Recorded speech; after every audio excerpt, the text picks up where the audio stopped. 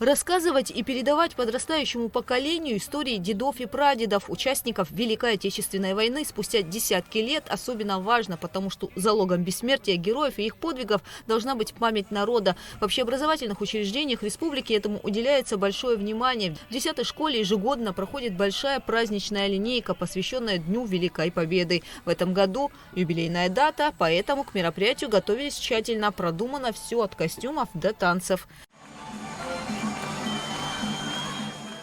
55,5 тысяч жителей Абхазии участвовали в Великой Отечественной войне. В каждой семье есть история, связанная с тем, кто не вернулся с фронта и кому удалось выжить и совершить бессмертный подвиг. Учащиеся 10-й горской школы на праздничной линейке рассказывали истории своих родственников с гордостью. С нашей деревни Варлам Габли, он с села Тамыш, и он является героем Советского Союза.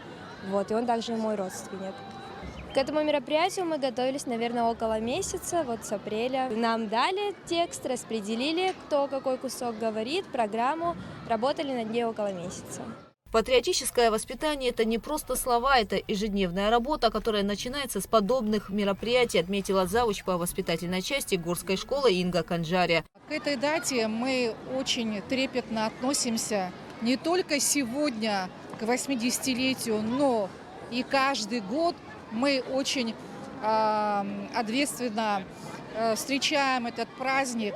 У нас сегодня здесь в школе открытое мероприятие, торжественная линейка, где учащиеся рассказали об основных моментах Великой Отечественной войны.